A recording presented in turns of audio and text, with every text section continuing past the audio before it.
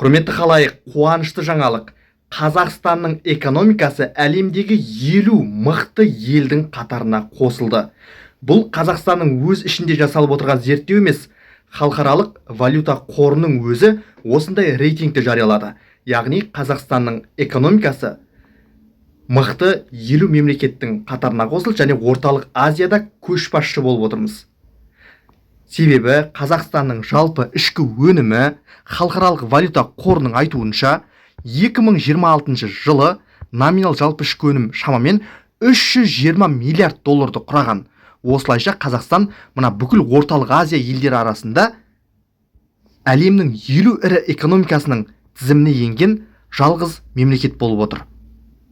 Мысалы, бізбен қатарлас, Қазақстанмен қатарлас, Перу, Оңтүстік Америкадағы, Португалия, Европадағы, Финляндия мемлекеттері бар.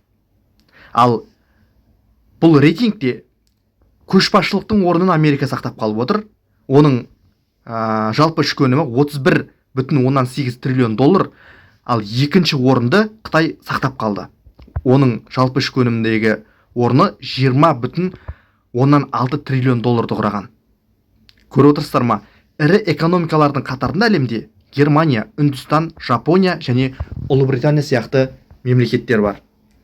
Құрметті халайық, Қазақстанның экономикасы мына орталық Азия мемлекеттерінің арасында көшбасшы болып, халықаралық валюта қорының өзі осындай рейтингті жариялап отыр.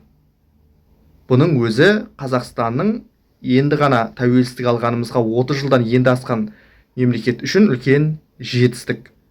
Экономикасы мықты 50 елдің қатарына қосылып отырмыз. Бізбен қатарласа жаңағыдай Перу, Португалия, Финляндия сияқты мемлекеттер бар.